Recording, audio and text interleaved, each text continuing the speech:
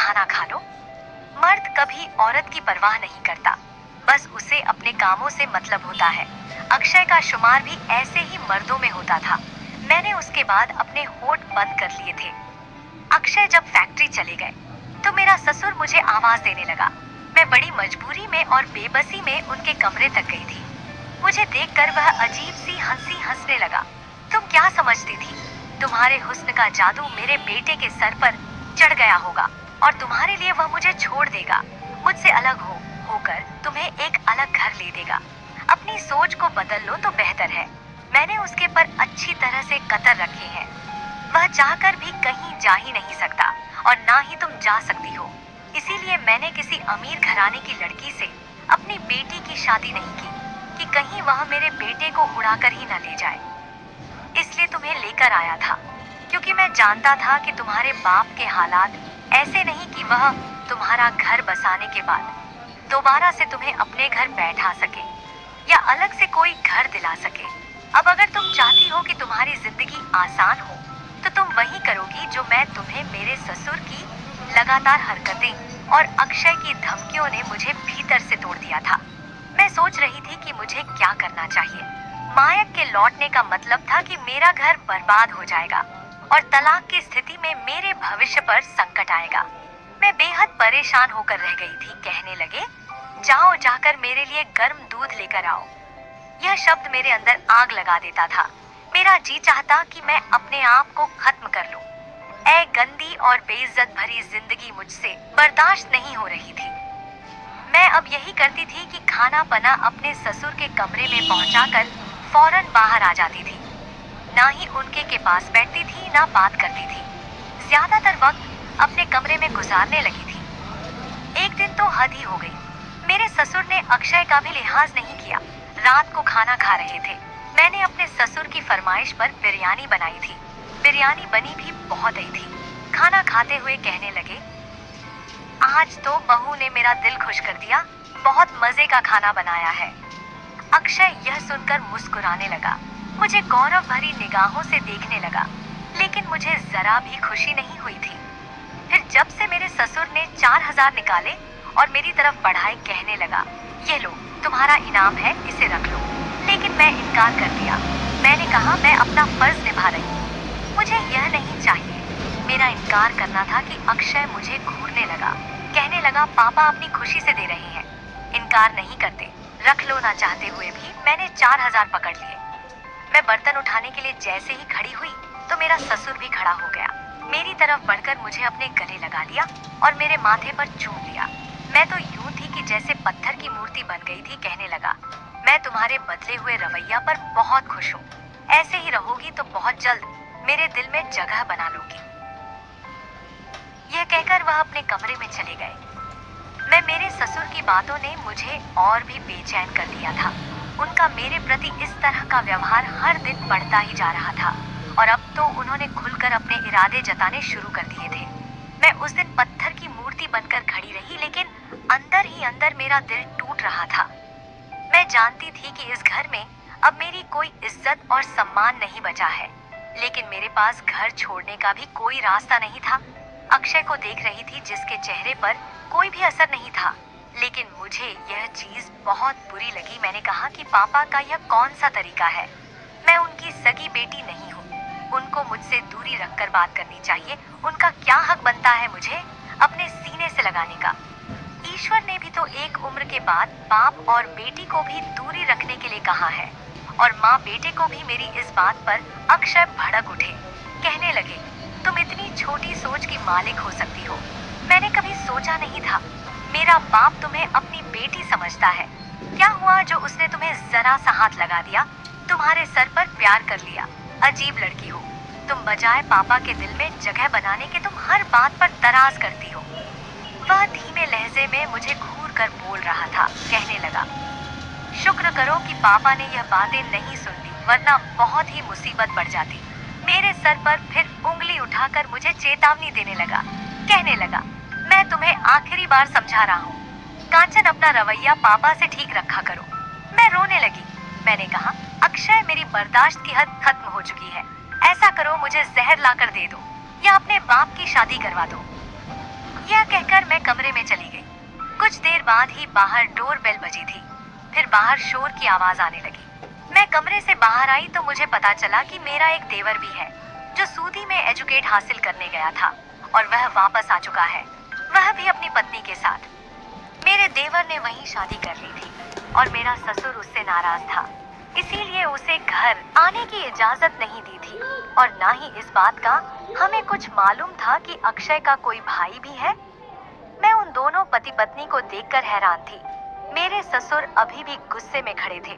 कहने लगे, अगर अपनी मर्जी से शादी की थी तो फिर उसे यहाँ वापस क्यों लाए हो? वहीं रहते वह हाथ जोड़कर माफी मांगने लगा। फिर अक्षय ने भी कहा कि पापा गुस्सा जाने दीजिए, जो होना था वह हो चुका है, शिवेंद्र को गले लगा लीजिए। बहरहाल अब मेरी देवरानी भी आ चुकी थी। काफी खूबसूरत सी दुबली पतली सी लड़की थी। मैं भी शुक्रगुजार थी कि अब घर में मैं अकेली नहीं। मेरी देवरानी काफी खुश मिजाज और बातूनी किस्मत की लड़की थी, मेरे साथ घुल मिल गई थी। शिवेंद्र अक्षय के साथ फैक्ट्री जाने लगा था। मेरे ससुर का ध्यान मुंह से हटकर अब देवरानी की तरफ हो गया था। एक रात खाना खाने के दौरान कहने लगे कि अब मेरे सारे काम छोटी बहू करेगी। वह भी खुशी खुशी तैयार हो गई। कहने लगी, ठीक है पापा, आपको जो भी चाहिए होगा आप मुझसे मांगा करें। शिवेंद्र भी यह सुनकर मुस्कुराने लगा। देवरानी ने खुशी खुशी अपने नए जिम्मेदारियों को स्वीकार कर लिया और घर के कामों में सक्रिय हो गई। अब घर का माहौल थोड़ा शांतिपूर्ण और व्यवस्थित लगने लगा। मेरे ससुर का ध्यान देवरानी की तरफ होने से मुझे थोड़ी राहत मिली, क्योंकि वह अब मेरी ओर कम ध्यान दे रहे थे। लेकिन कुछ दिन गुजरे थे कि एक बार मेरी देवरानी राधिका जब ससुर के कमरे से बाहर आई तो बड़ी बदहवास से बार बार अपने चेहरे का पसीना पहुंच रही थी। मैं समझ सकती थी कि वह किस तकलीफ से गुजर रही है। वह किचन में जाकर चुपचाप बर्तन धोने लगी। मैंने पूछा, क्या हुआ? तो कहने लगी, मुझे पापा की याद बड़ी अजीब लगती है। अजीब नजरों से देखते हैं, कभी हाथ पकड़ लेते हैं, कभी झटके से गले लगा लेते हैं, कभी अपना अजीब सी बातें करते हैं जिसे सुनकर मेरे कानों की लौ तक लाल हो जाती है। कहने लगी, मैं तो शिवेंद्र से बात करूंगी। वह तो कहते थे कि उसके पापा बहुत अच्छे हैं, लेकिन यह तो बात बात पर मुझे अपने करीब करते हैं, मुझे अपने पास लेने की कोशिश करते हैं। मुझे यह सब अच्छा नहीं लगता।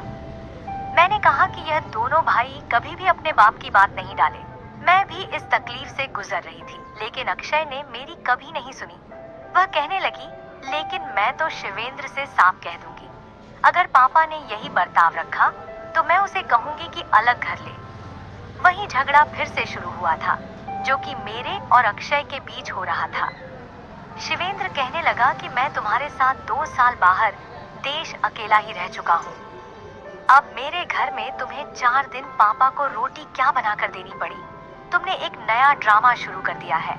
वही बहस हुई जो अक्षय के मेरे साथ होती थी। राधिका डाइवोर्स मांगने लगी थी। उस रात अक्षय जब कमरे में आया तो काफी चुप चुप सा था। मैंने कहा कि अक्षय, अभी भी आप यही कहेंगे कि मैं गलत थी, जो शिकायत मुझे पापा से थी वही आज राधिका को भी है। इसका मतलब कहीं ना कहीं तो पापा भी गलत है। मैं आपसे सच कह रही हूँ, उन्हें एक पत्नी की जरूरत है। बेशक उनकी उम्र 65 साल की है।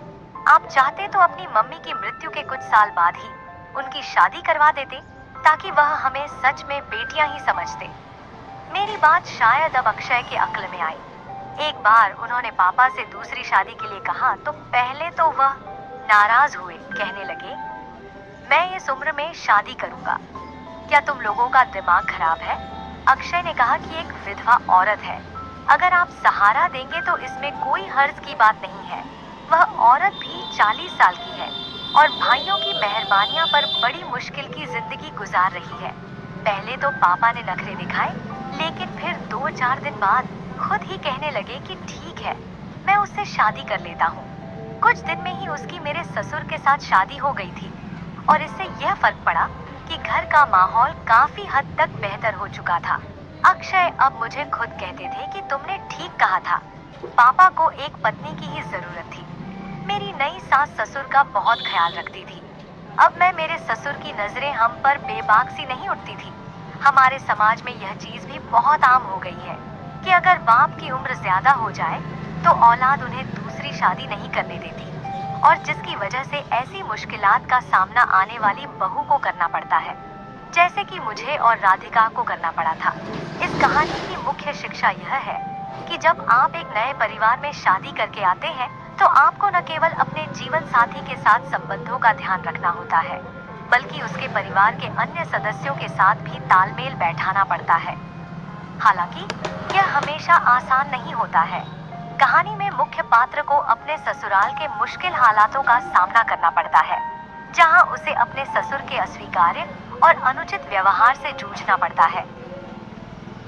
यह स्थिति किसी भी महिला के लिए असहज और अपमानजनक हो सकती है, लेकिन इससे यह शिक्षा मिलती है कि जब आपके सम्मान और सीमाओं का उल्लंघन हो, तो चुप रहना हमेशा सही विकल्प नहीं होता।